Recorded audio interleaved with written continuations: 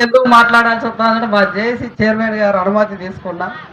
ఎందుకు అశ్వారావుపేటలో చివరిగానే మాట్లాడాలనిపించింది. ఎందుకంటే భద్రాచలం సభ మొదలు కావడానికి అశ్వారావుపేట సభ అనేది ఆయుపట్టగా మారింది, మనందరికీ తెలుసు.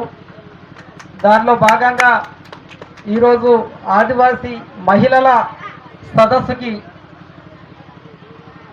సదస్సుకి సభాధ్యక్షత వహిస్తున్న కణితి నాగమనక్క, అదేవిధంగా పెద్దలు ఆదివాసీ జాక్ చైర్మన్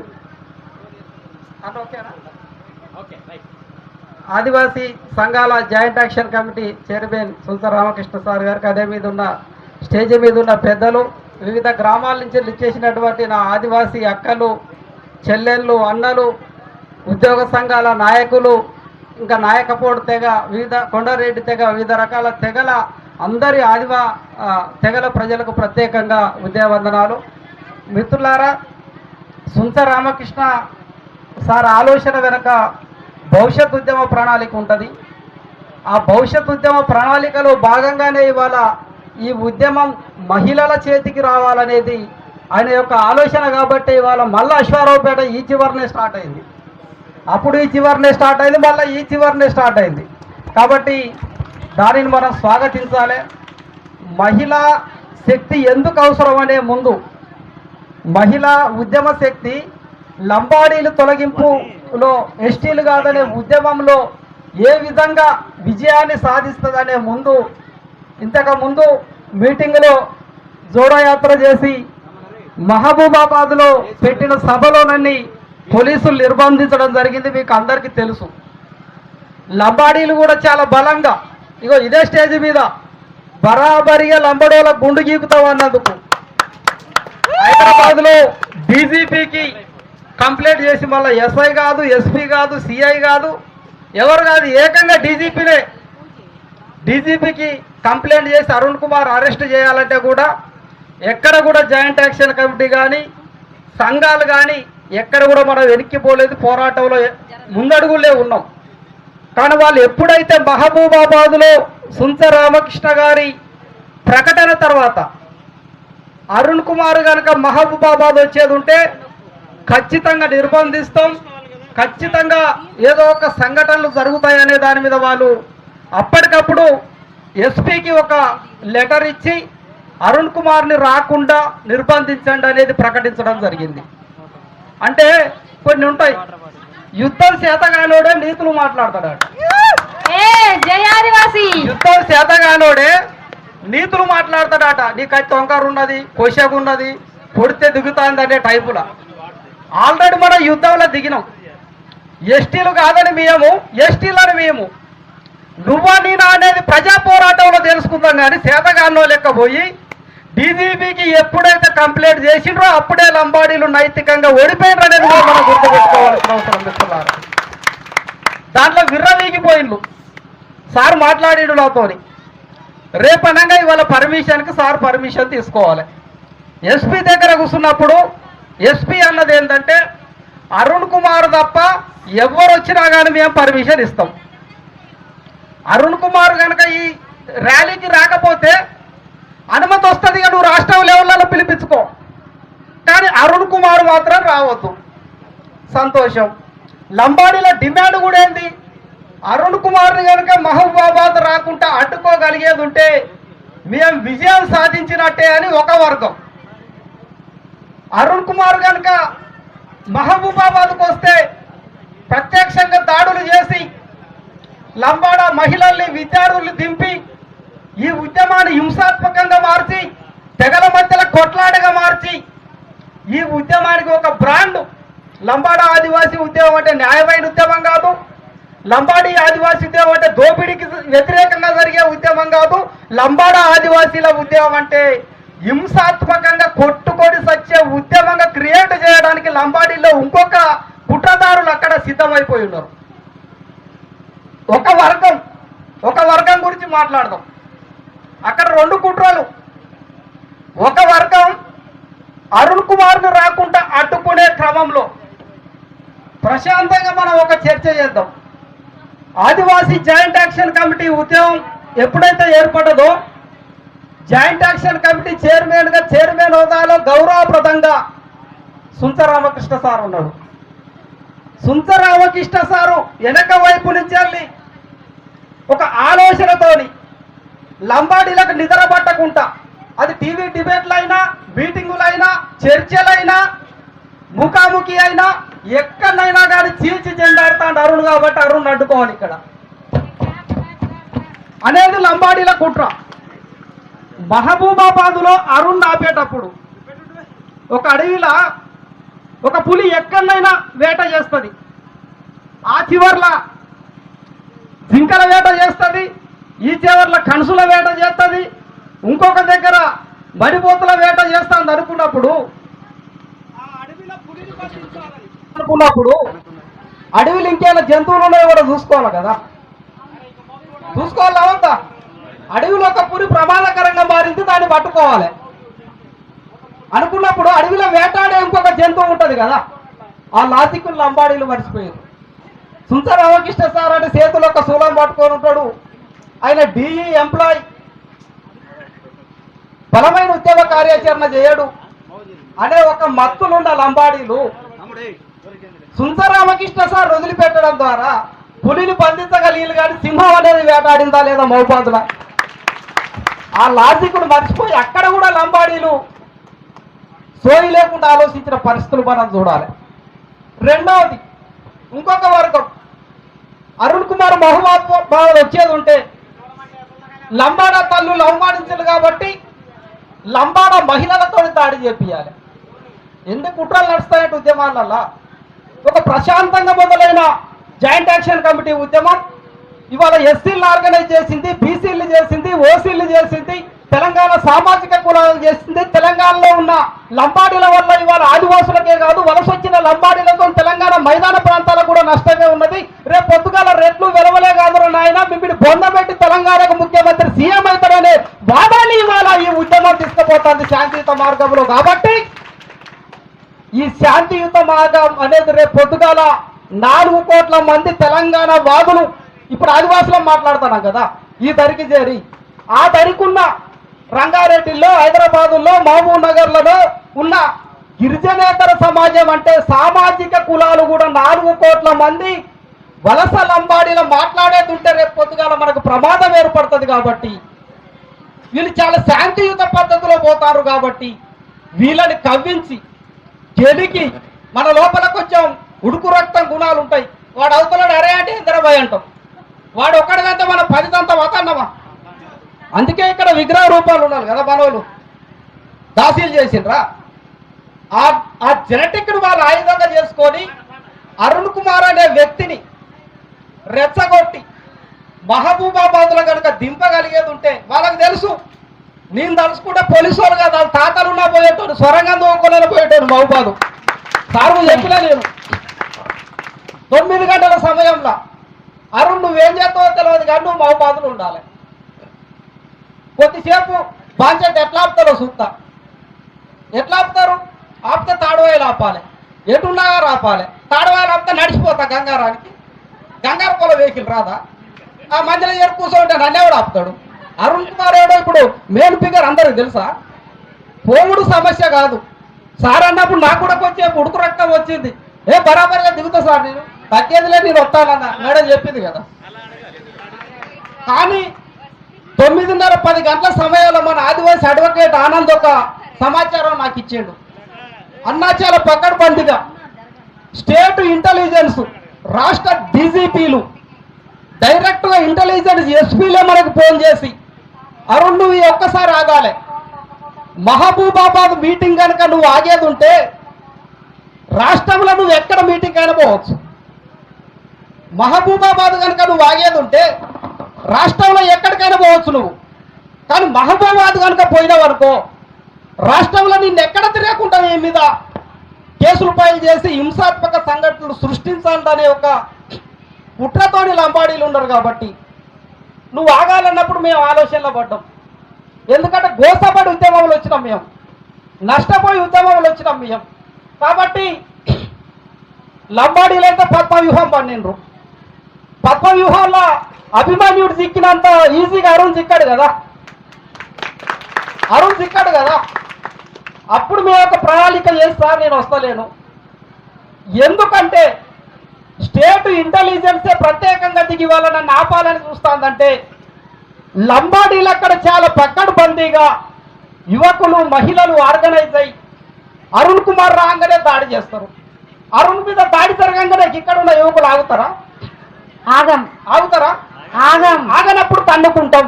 తన్నుకున్నప్పుడు అక్కడ కాలు చేతులు ఇర్రగొట్టుకుంటాం, అవసరమైతే చంపుకుంటాం కావచ్చు. అప్పుడు ఈ ఉద్యమం బ్యాన్ అని వాళ్ళ గవర్నమెంట్ ఇంటూ మార్క్ చేసిందనుకో, ఉద్యమం కొలాప్స్ అవుతుందా కాదా? అవుతుంది సార్. అవుతుంది. కాబట్టి కావాలనే పోలీసు వాళ్ళకి దొరికి అరెస్ట్ అయినాం. అక్కడ ఏం ప్రెస్ మీట్లు పెట్టుకుంటాను చెప్పాలా? లంబడోలు మానుకోట రాణియం బిడ్డ నిన్ని బరాబరిగా అడ్డుకున్నామని విర్రవీగుతారు. కానీ నువ్వు పన్నిన పప్ప వ్యూహాన్ని పక్కడు బందిగా ఛేదించి ఇవాళ మళ్ళా భవిష్యత్ ఉద్యమాన్ని కొనసాగించడానికి నేను ఆగినా, నేను లేకున్నా కానీ 1000 రెట్ల సభ అక్కడ సక్సెస్ అవుతుందని రాయబండారావును పల్లెకనే పెట్టుకున్నాం మనం జాక్ చైర్మన్గా. కాబట్టి మన వ్యూహాలు, మన ఎత్తుగడలు, మన కుట్రలు మనం కూడా చేయగలుగుతాం. కాబట్టి ఈ రకంగా ఈ ఉద్యమ ప్రణాళికలో మనం మహబూబాబాద్లో మాత్రం ఉద్యమ పరంగా సక్సెస్ అయినాం. లంబాడీలు పడిన కుట్రను సేధించుకొని కూడా ఇవాళ మన ఉద్యమాన్ని బతికించుకొని మళ్ళీ మహిళల వైపు మనం ఇక్కడికి వచ్చినాం. ఇది మహబూబాబాద్కు సంబంధించిన సారాంశం. మిత్రులారా, వాస్తవంగా ఇది మహిళల సభ. ఇక్కడ చాలా మంది 17 నుంచి 20 సంవత్సరాలకు సంబంధించిన మహిళా విద్యార్థులు ఉన్నారు. అది పురుషులు కానీ మహిళలు కానీ. మీకు ప్రధానంగా నేను చెప్తాను. అదేవిధంగా అనేక రకాల మహిళలు ఇక్కడ. మీకు ఇవాళ నేను ఒక ప్రశ్న ఇస్తాను. సుంచ రామకృష్ణ సార్ గారు ప్రత్యేకంగా మహిళల ర్యాలీ, మహిళల సభ ఎందుకు జరగాలన్నడో ఈ ప్రశ్నలే మీకు అర్థమవుతుంది. ఇవాళ మనం ఆదిమ సమాజంలోకి మనం పోదాం. ఆదిమ సమాజంలో అందరికీ గూడాలు ఉన్నాయి. అందరికీ గూడాలలో నివసించేటోలే కదా. గూడానికి తూర్పు వాయువ్యంలో ముత్యాలం ఉంటుందా? ఉంటది. ఆమె మహిళా పురుషురాల? మహిళ. వెనక వైపున ఎర్రం ఉంటుందా? ఆమె మహిళా పురుషుడా? మహిళ. కట్ట మీద మైసమ్మ ఉంటుందా? ఉంటది. దక్షిణం దిక్కున మైసమ్మ ఉంటుందా? ఉంటది. గొడ్రాయి కాడ ఆదిశక్తి ఉంటుందా? ఉంటది. వీళ్ళందరూ ఎవరు? మహిళ. ఊరును కాపాడేది ఎవరు? మహిళ. ఒక లీడర్ పుట్టుకొని రావాలి.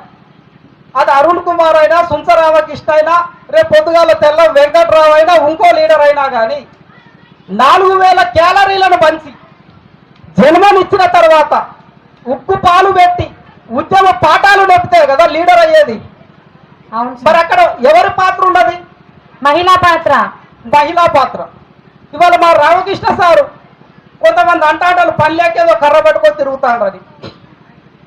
వేల్పు శక్తి కోవెలో ఉన్న 3 నుంచి 7 గొట్లకు సంబంధించిన ప్రతి వేల్పు కూడా మహిళలే. కొమరం వంశంలో ఉన్న రెక్కల రామక్క కానీ, సిన రెక్కల రామక్క కానీ, సమ్మక్క కానీ, సారలమ్మ కానీ, ముయ్యాలమ్మ కానీ, ఇవాళ రక్త పొమ్మాలమ్మ కానీ, కోట మైసమ్మ కానీ, మొన్నటి దాకా తిరిగి వచ్చిండు నాగులమ్మ కానీ, ఈ వేల్పు సమాజం కూడా ఆదిమ సమాజం విగ్రహాన్ని మొక్కుతాందా, స్త్రీని మొక్కుతాందా? మీరే చెప్పాలి.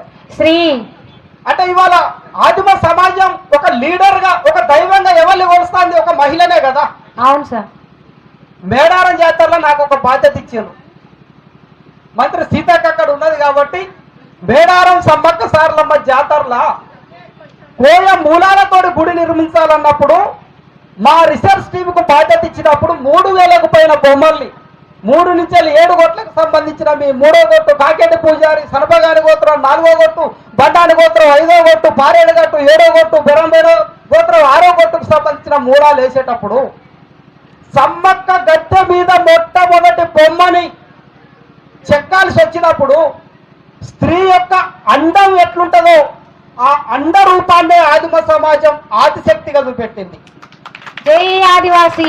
విగ్రహాలు మనం మొత్తం స్త్రీకి అండ ఉత్పత్తి అయినప్పుడు మాత్రమే నేనైనా పుడతారు, మీరైనా పుడతారు. కాబట్టి అండమే మా మొదటి ఆదిశక్తి, అండమే మా దేవుడు అన్నాడు. మేడారం సమ్మక్క గద్దెల మీద మొట్టమొదటిసారి మేము ప్రతిపాదించిన బొమ్మ అదే.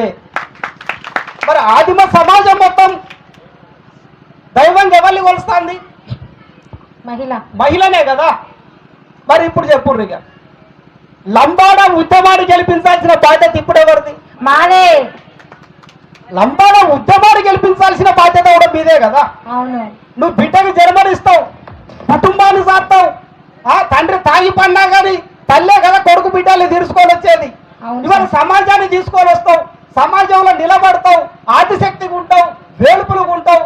చివరికి సమ్మక్క సారలంబల రాయి బండాని రాజు వంశం కోయ రాణులుగా ఉన్న మీరు ఇవాళ ఉద్యమంలో భాగస్వామై ఈ ఉద్యమాన్ని గెలిపించాలి కాబట్టి ఇవాళ రామకృష్ణ సార్ మహిళా ఉద్యమాన్ని తీసుకున్నారనే విషయాన్ని ఇవాళ మనం అశ్వారావుపేట నుంచి అశ్వాబాద్ దాకా పంపాల్సిన అవసరం ఉన్నది. జై రాణి దుర్గావతి, జై రాణి దుర్గావతి. మొన్న భద్రాచలం మీటింగ్ లో మా అక్కలు ఇన్వైట్ చేసినప్పుడు అదే చెప్పిన. మన లోపల సమాజంలో ఆత్మవిశ్వాసం, సెల్ఫ్ కాన్ఫిడెన్స్ లెవెల్స్ అనేవి చాలా గొప్పవి. ఎంటైర్ సమాజంలో ఇవాళ కోయ సమాజానికి ఉన్న ఆత్మన్యూనత భావం ఏంటంటే మేము రెడ్డిల కంటే తక్కువ, మేము వెలవల కంటే తక్కువ, మేము బీసీల కంటే తక్కువ, మేము ఎస్సీల కంటే తక్కువ. రాజ్యాంగంలో చెప్పినట్టు ఆదివాసులంటే అడవిలో గోసి గుడ్డలు కట్టుకొని వాళ్ళ ఆకుల మంది అనే ఒక సెల్ఫ్ కాన్ఫిడెన్స్ లెవెల్లో మనం ఉన్నాం. కానీ అది తప్పు మిత్రులారా. సమ్మక్క అనే మహిళ మీకు దేవత కావచ్చు, నాగులమ్మ అనే మహిళ నీకు దేవత కావచ్చు, కానీ రాయి బండాని వంశంలో అఖండ భారతదేశంలో 101 రాజ్యాలను పరిపాలన చేసిన మహారాణినే సమ్మక్క అనేది మనం గుర్తుపెట్టుకోవాల్సిన అవసరం ఉన్నది. ఇక్కడ లేరా రాయి బండాని 5వ గొట్టోలు? ఇక్కడ లేరా? చేయత్తులు ఒకసారి. 5వ గొట్టోలు, 5వ గొట్టు మహిళలు లేరా? సమ్మక్క అనేటామా అఖండ భారతదేశంలో 101 రాజ్యాలని పరిపాలన చేసిన రాణి అనే విషయాన్ని మీరు గుర్తుపెట్టుకోవాల్సిన అవసరం ఉన్నది. మీకు ఒక నగరం తెలుసు, నాగపూర్ అనే నగరం చూసిర్రా? విన్నారు కదా? నాగపూర్ అంటే చరిత్రలో నాగపురి, నాగవంశం 5వ గొట్టు బండాని వంశంలో సమ్మక్కకి చెల్లెలైన నాగులమ్మ కట్టించిన నగరమే నాగపూర్. నాగపురి అంటే తాడు మెలేస్తామా మనం, తాడును పురేస్తాం కదా. నాగపురి అంటే అర్థం అదే. చోటా నాగపూర్ అనే పేరు విన్నారా? విన్నాం సార్. కాంపిటేటివ్ ప్రిపేర్ అయ్యే వాళ్ళకి తెలుస్తుంది. ప్రజెంట్ పశ్చిమ బెంగాల్ ఏదైతే ఉన్నదో చోటా నాగపూర్ పీఠభూమి అది. చోటా నాగపూర్ అనే నగరాన్ని కట్టింది కూడా తూర్పు భారతదేశంలో బండారు రాజులలో ఉన్న నాగులమ్మ ఆర్కిటెక్చరే అదంతా.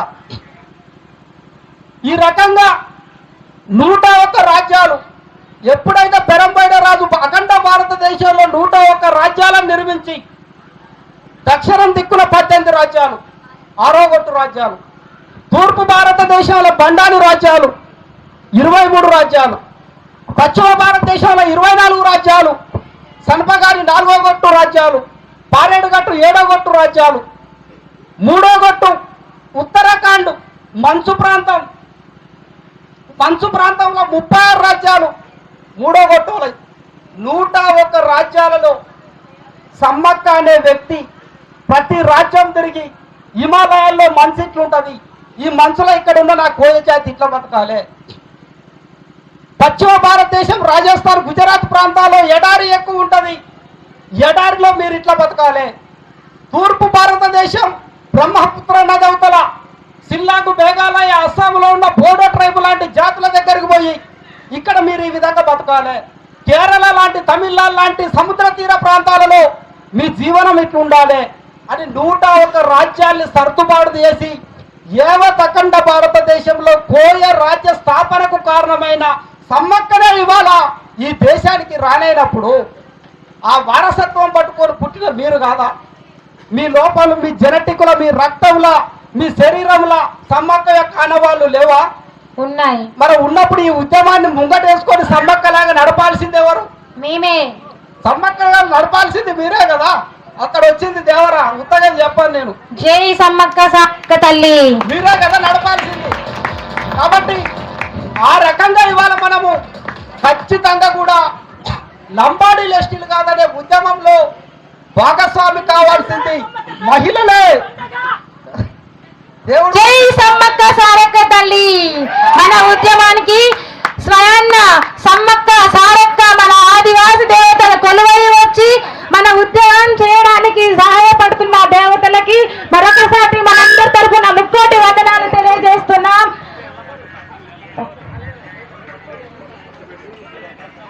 ఇదే కదా నిదర్శనం మనకు. మన ఆదివాసులు అంటే నిజాయితీ, ఆదివాసి అంటే హలో నడుస్తాను. ప్రత్యక్షంగా చూసిండు కదా, సమ్మక్కే వచ్చి నేనున్నరా మీకు అండ అని కొట్టిపోయింది.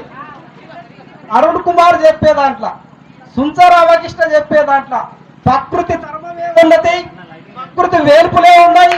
మన ఉద్యమం వెనక 101 వేల్పులు ఉన్నాయనేది కూడా మనం గుర్తుపెట్టుకోవాల్సిన అవసరం ఉన్నది. మిత్రులారా, స్వయాన ఇవాళ సన్నద్ధత వచ్చే ఇవాళ మాట్లాడే సందర్భాన్ని మనం చూస్తాం. ఇది ఎక్కడ కూడా జరగదు చరిత్రలో. కోయ జాతిలో దేవుళ్ళతో మాట్లాడే సంస్కృతి ఉన్నది. మేడారం గద్దె పైన చిలకల గట్టులున్న సమ్మక్క రావాలంటే పూజారి సమ్మక్క దేవుడితో మాట్లాడిన తర్వాతనే వస్తుంది. కొద్దిసేపు మనకి ఏ సమస్య ఉన్నా కానీ, రోగం వచ్చినా, జ్వరం వచ్చినా, జలత వచ్చినా కానీ మన గూడెంలో ఉన్న నాగులమ్మనో లేకుంటే సారలమ్మనో సమ్మక్కనో ఎవరినో ఒకరిని మొక్కుకొని అడుగుతాం కదా. ఆ సంస్కృతి ఉన్నది కదా. ఆ సంస్కృతిని నిరూపించడానికి అరుణ్ చెప్పే ముచ్చటాది వాస్తవమైంది. 101 రాజ్యాలకు అధిపతి సమ్మక్క, 101 రాజ్యాలు పరిపాలన చేసిన రక్తం పంచుకొని ఉన్నది సమ్మక్క. ఆ రక్తం పంచుకొని ఉన్న ఆదివాసి మహిళలంతా కూడా ఇవాళ ఉద్యమంలో పాల్గొనాలనేది సమ్మక్క ఈ రోజున ప్రత్యక్షంగా వచ్చిన సందర్భాన్ని మనం గుర్తు చేసుకోవాల్సిన అవసరం ఉన్నది. మిత్రులారా, ఇది న్యాయమైన పోరాటం. ఇది మనం గెలిచే పోరాటం, గెలవబోయే పోరాటం. ఎత్తుకు ఎత్తు, ఎత్తుకు పై ఎత్తు, దెబ్బకు దెబ్బ, అన్ని రకాల ప్రణాళికలతో ఉన్నాం. ఇక్కడ వచ్చిన ఉద్యమం ఆవేశంతో వచ్చిన ఉద్యమం కాదు. 2025లో నవంబర్ 2వ తారీఖున సుంచ రామకృష్ణ, అరుణ్ కుమారో, స్వయం వీరభద్రవన్నో లేకుంటే ఇక్కడ ఉన్న మహిళలు వీళ్ళ స్వార్థం కోసమో వీళ్ళ అవసరాల కోసమో చేసే ఉద్యమం కాదు. కడుపు గాలిన ఉద్యమం ఇది. 2011లోనే లంబాడి ఎస్టీలు కాదని పోరాటం చేసినప్పుడు బలరాం నాయక్ అనే ఒక బడా గిరిజన మంత్రి కేంద్రానికి, రాష్ట్రానికి కూడా కాదు, అప్పుడే మా మీద కేసులు పెట్టి జైలు పంపిన సందర్భం ఉన్నది. ఒక్కసారి దెబ్బతిన్నాం కాబట్టి రెండో దెబ్బ ఉద్యమంలో మనం దెబ్బతినొద్దంటే ఆవేశంతో కాదు, ఆలోచనతో శత్రువు దెబ్బ కొట్టాలి. శత్రువు రాజకీయంగా ఉన్నాడు, శత్రువు ఆర్థికంగా ఉన్నాడు, శత్రువు అంగబలంతో ఉన్నాడు. కాబట్టి ఒక అడుగు వెనకకు వేసి 5 సంవత్సరాల కాలం పాటు పోయిన ఉద్యమమే 2017లో స్వయం బాబురావు నాయకత్వంలో వచ్చిన తొడుందెబ్బ ఉద్యమం. అప్పటికి మేమంతా కూడా విద్యాసంఘం లీడర్లం, ఆదివాసీ విద్యాసంఘం లీడర్లం. తుడుందెబ్బ ఉద్యమాన్ని ముంగడ పెట్టి నడిపే క్రమంలో ఒక సందర్భం, వాసం ఆనంద్ నేను మేఘాలయ రాష్ట్రంలోని సిల్లాంగ్ అనే ఒక ప్రాంతానికి పోయినాం. ఎందుకంటే మేఘాలయ రాష్ట్రంలో సిల్లాంగ్లో నా పిహెచ్డి కాశీ ట్రైబల్ మీద. మేఘాలయ అంటే భారతదేశ మ్యాప్ ఎక్కడో వస్తాకు ఉండదు. అక్కడ ఒక నేషనల్ సిటిజన్షిప్ బిల్ అనేది ఒకటి వచ్చింది. అప్పుడు వచ్చినప్పుడు నేషనల్ సిటిజన్షిప్ బిల్ వలన ఆధిపత్యగలకు అన్యాయం జరుగుతుందని 16 సంవత్సరాలు ఇద్దరు పోరగాను, 16 సంవత్సరాలు పెట్రోల్ బాంబు తీసుకొని వచ్చి బీజేపీ ఆఫీసు విదేశీలు, చుట్టూ ఇండియన్ ఆర్మీ కాపలు ఉన్నది. పెట్రోల్ బాంబు తీసుకొని వచ్చి బీజేపీ ఆఫీసు చేసి అడుగుల పడి ఉరుకుతూనే ఉన్నారు. అప్పుడు మేము ఇంటర్వ్యూ చేసినాం ఆ పిల్లగాన్ని. ఎందుకు 16 సంవత్సరాల వయసులో మనం మీటింగులు పెట్టుకుంటాను, నార్త్ ఈస్ట్ లో మీటింగు లేవు, బాంబు అడ్డుపోతే బాంబు ఇటు వస్తుంది, సత్తుడో సంపుడో. మేము ఇంటర్వ్యూ చేసినప్పుడు వాళ్ళు అన్నది ఏంటంటే, బెంగాలు నుంచి వచ్చిన తెల్ల తోలుకు సంబంధించి సంబంధించిన బెంగాలీలు మన ఆదివాసీల భూభాగాల్ని, సంస్కృతిని, ఉద్యోగాల్ని దోచుకునే క్రమంలో వాళ్ళ వలసకు వ్యతిరేకంగా మా పోరాటం అని మాకు చెప్పింది. అప్పుడు మేము మేఘాలయలోని కాశీ హిల్ యూనివర్సిటీలో పోయి ఒక థీసిస్ చూసినప్పుడు పిహెచ్డీలు కూడా ఎంత భయంకరంగా ఉన్నాయంటే అక్కడ white collar Bengali women university doctorate ఇచ్చింది అక్కడ. అంటే తెల్లతోడు బెంగాలీ మహిళలు కాశీ భూభాగానికి వచ్చి ఎట్లా దోపిడీ చేస్తారు అనేది నా పిహెచ్డీలో చెప్పింది. ఆ విధంగానే ఇవాళ తెల్లతోడు లంబాడీలు మన ప్రాంతంలోకి వచ్చి మనం దోసుకునేటప్పుడు పెట్రోల్ బాంబే వేయకుండా పర్వాలేదు, కానీ రోడ్డెక్కి కొట్లాడాల్సిన బాధ్యత ఆ నూనూగు వీసాల యువకుల పైన ఉన్నదా లేదా అనేది కూడా మనం తెలుసుకోవాల్సిన అవసరం ఉన్నది మిత్రులారా. మా కాకతీయ యూనివర్సిటీలో ఉద్యమాలు కొన్ని ఉంటాయి. జోడేఘాట్కు యూనివర్సిటీ నుంచి పోయినప్పుడు స్వయం బాబురావు దాదా మొదటి దఫ ఉద్యమం ఎట్లా తీసుకొచ్చిందంటే, జోడేఘాట్ మ్యూజియంలో సంఖ్య మాత బొమ్మ ఉంటుంది. ఇంత ఇప్ప పూసారం తాగినాక అప్పుడు కనపడ్డది, మంచిగున్నప్పుడు కనపడలే.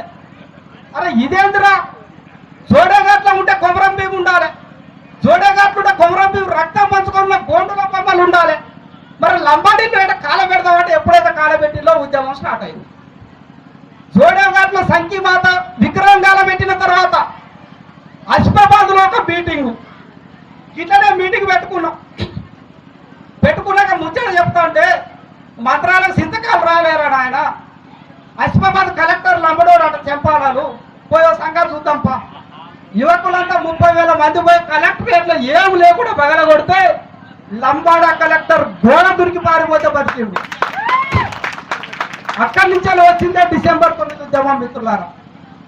మేడారారా ఇక్కడ మా చెల్లెళ్ళు కూర్చున్నారు, 17-18 సంవత్సరాల చెల్లెళ్ళు. ఉద్యమం వ్యూహాలు ఎట్లుంటాయంటే, మేడారాన లంబాడి డైరెక్టర్లను 7 పెట్టిండ్రు. మేడార కావాలి మీరే చెప్పుండ్రు, సమ్మక్క జాతర అంటే మన కోయోదే కదా. 11 మందిలో 7 లంబడోళ్ళు పెట్టిండ్రు. మన చేతులు కట్టుకోండి కూర్చుందామా వద్దు. బరాబరిగా మినిస్టర్ చందులాల్ వచ్చిండు. అక్కడ ప్రమాణ స్వీకారం జరుగుతుంది లంబడోళ్ళది. 20 మంది మాలాంటి విద్యార్థులు, 21 మందికి అలాంటి చెల్లెళ్ళకి ఏజీకి సంబంధించిన వారు. వాళ్ళంతా ప్రణాళిక ఏం చేసుకున్నారు, బరాబరిగా అడ్డుకుంటామన్నారు. కానీ అక్కడ మహిళా పోలీసులు లేదనే విషయాన్ని మేము పసిగట్టినాం. ఇప్పుడు ఇలాంటి చెల్లెళ్ళు పోయేది ఉంటే వాళ్ళు అడ్డుకోవాలంటే మగ పోలీసు వాళ్ళు ఉంటే సరిపోదు, మళ్ళీ ఢిల్లీ నుంచే లేని ఆడవాళ్ళు రావాల్సిందే. ఒకవేళ అడ్డుకున్నారు అనుకో మీడియా ఉంటుంది. ఆ వ్యూహంతో పోయి మహిళల్ని ముంగడ పెట్టి చిత్తుగా గెదివి కొట్టి మేడారం అనేది ఆదివాసీ అడ్డ అని గెదివి కొట్టిన చరిత్ర డిసెంబర్ 14, 2017 మనం చూస్తాం. అదో అక్కడి నుంచి వచ్చిన ఉద్యమం దశలుగా లంబాడీల కుట్రలు, బలం, బలహీనత, మన సైన్యం ఎట్లుండాలి, మన లోపల ఉన్న కుర్దు పటేల్ ఎట్లుంటారు, కొమరం భీముడు కుర్దు పటేల్ ఎట్లా కనిపించిండ్రు, సోయం గంగులు ఎట్లా కనిపించిండ్రు, బిర్సా ముండాని ఎట్లా కనిపించిండ్రు, మన లోపల మన శత్రువు ఎట్లుంటాడు, ఇవన్నింటి మనం ఒక పక్కడు బంతిగా ఉద్యమాలు చదివి, చరిత్ర చదివి, కాన్స్టిట్యూషన్ చదివి, లీగల్ పరమైన న్యాయపరమైన అంశాలు చదివి అన్ని రకాల కత్తులని భద్రాచలాలు చెప్పిండు కదా. ఈ సంచి తీస్తే ఏమవుతుందో మరి ఆ సంచి ఏముండదో నాకైతే తెలియదు, కానీ అన్ని రకాల ఆయుధాలు అయితే మాత్రం సిద్ధమై ఉన్నాయి. కాబట్టి బరాబరిగా ఈ ఉద్యమాన్ని మనం గెలుస్తాం, ఈ ఉద్యమాన్ని మనం ఛేదిస్తాం.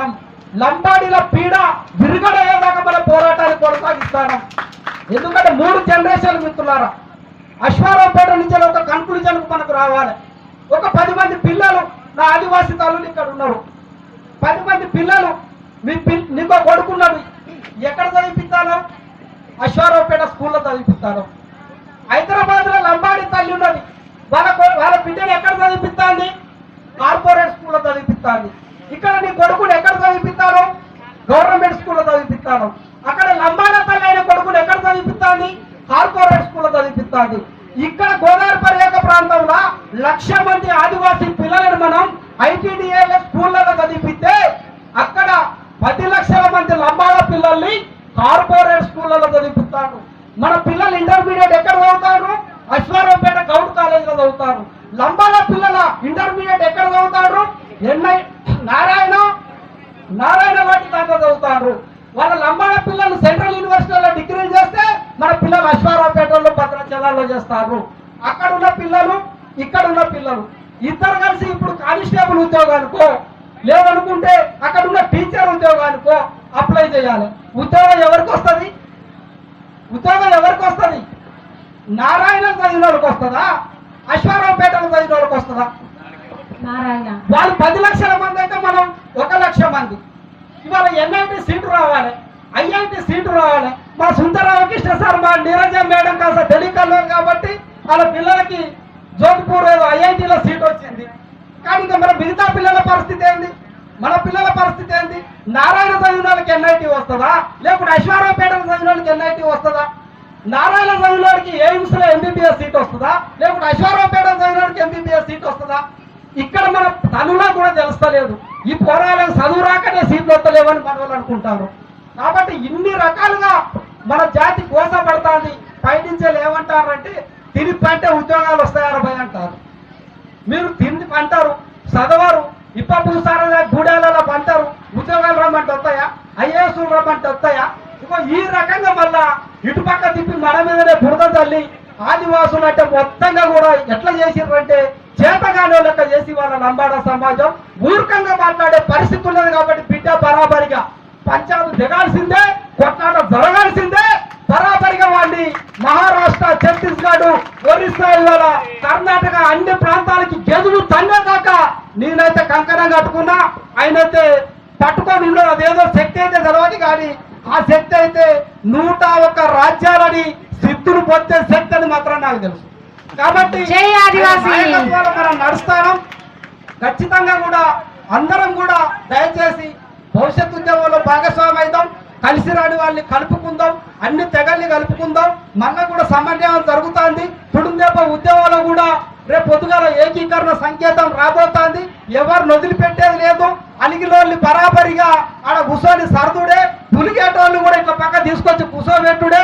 అలిగేటోళ్ళు వదిలిపెట్టాం, గులిగేటోళ్ళు వదిలిపెట్టాం, మమ్మల్ని తిట్టేటోళ్ళు వదిలిపెట్టాం, మా మీద రాళ్ళేసేటోళ్ళు వదిలిపెడతాం.